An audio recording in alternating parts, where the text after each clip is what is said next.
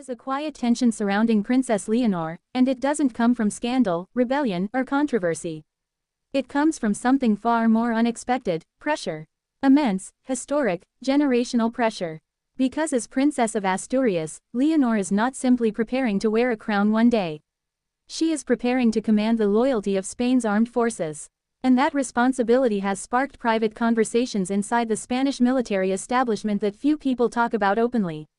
Not because they doubt her, but because they understand exactly what is at stake.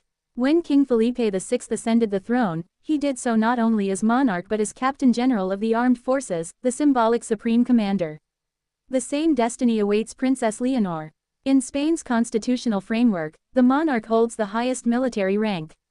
That means Leonor must be seen as capable, disciplined, and deeply committed to the armed forces long before she ever becomes queen. And that is why her military training has been so carefully orchestrated, and why some inside the institution feel the pressure more than anyone else.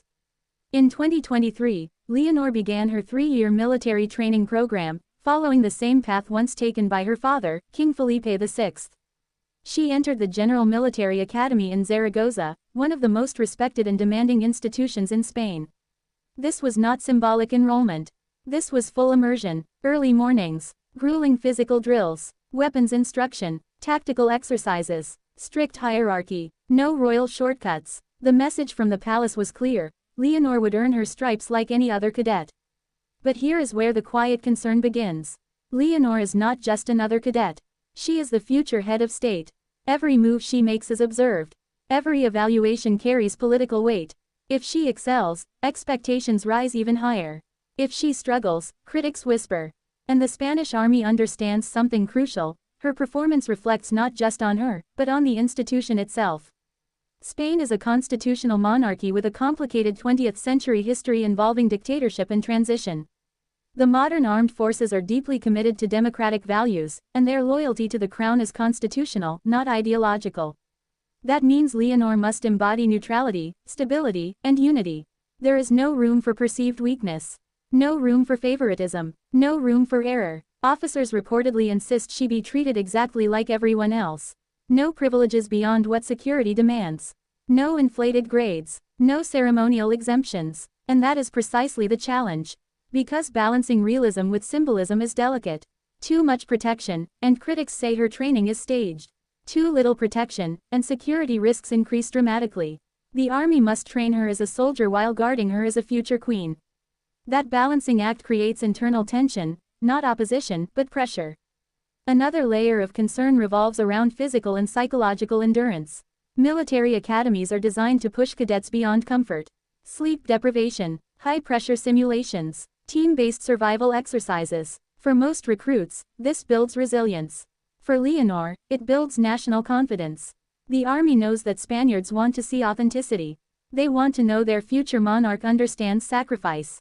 But they also know she cannot afford injury or burnout. An heir to the throne collapsing under military strain would create global headlines. So the institution walks a tightrope, demanding excellence while safeguarding continuity. Then there is the matter of optics. Leonor represents a generational shift. She is young, highly educated, and part of a European movement toward modernized monarchies. Across the continent, heirs like Princess Elizabeth of Belgium and Crown Princess Victoria of Sweden have embraced military roles to reinforce legitimacy. Spain cannot appear behind. The army is aware that Leonor's training is not only national, it is international theater. NATO partners observe. European allies observe. Even Republican critics observe. Her competence strengthens Spain's image abroad. But any perceived weakness fuels debate at home. And that brings us to the political dimension. Spain's constitution still includes male preference succession, though Leonor remains first in line as King Felipe VI has no sons. Discussions about reforming succession laws occasionally surface in parliament. In that context, Leonor's military credibility becomes even more important. Historically, monarchs solidified authority through military association. Today it is symbolic, but symbolism matters. The army understands that her command one day will be ceremonial, yet psychologically powerful. Soldiers must feel instinctive respect. That respect is built now, in barracks and training grounds, not in palaces. There are also generational dynamics within the forces. Younger officers grew up entirely under democracy. Older generations remember Spain's complex transition from dictatorship to constitutional monarchy under King Juan Carlos I. For them, the crown's relationship with the military is sacred but sensitive. Leonor must inherit not only a title, but trust that has been carefully rebuilt over decades. The army's worry is not about her character. By most public accounts, she is disciplined, intelligent, and composed. The concern is about unpredictability, public scrutiny, political polarization, social media amplification. In the 18th century, when Philip V introduced succession changes, crises erupted in battlefields. Today, crises erupt online. A single viral clip of a training mishap could spiral into national debate. That is the new battlefield. And the Spanish army is not just training a cadet, it is protecting the long-term credibility of the monarchy. Consider the magnitude of expectation placed on a young woman barely out of her teens. She must master military protocol, constitutional law, international diplomacy, and public symbolism simultaneously. She must command soldiers decades older than her one day. Authority in monarchies is inherited, but respect is earned. The army's task is to ensure that when Leonor stands in uniform, decorated and composed, no one questions whether she understands the weight of that uniform. There is also strategic foresight involved.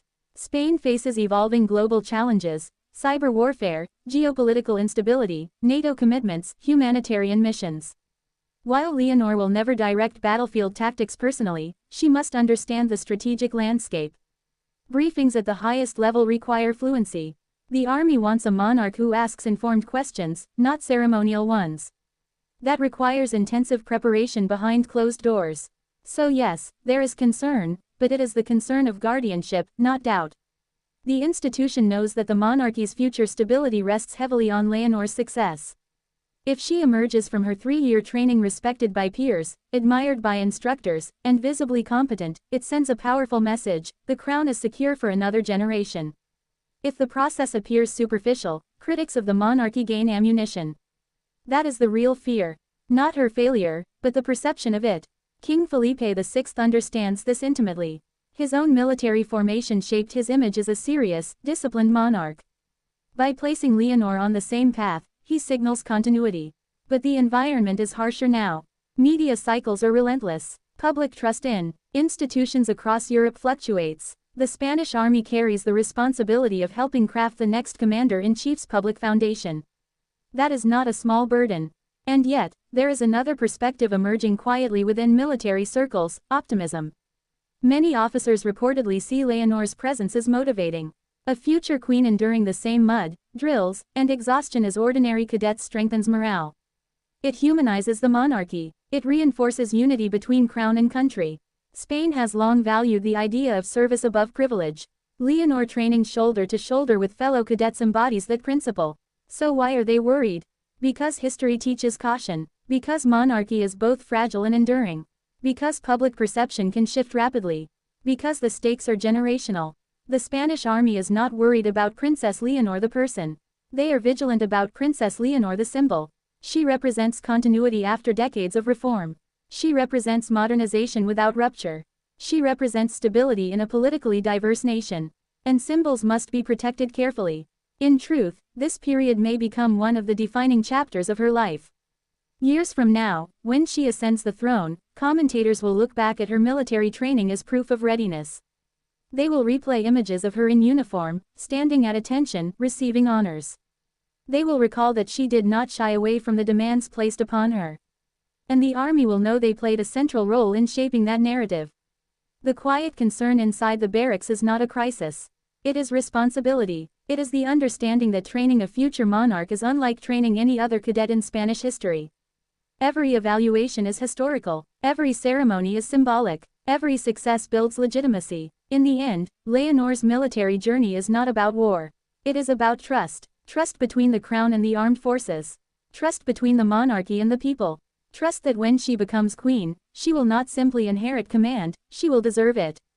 And if she continues on her current path, disciplined, prepared, and composed, the worry inside the Spanish army may soon transform into something far more powerful: confidence.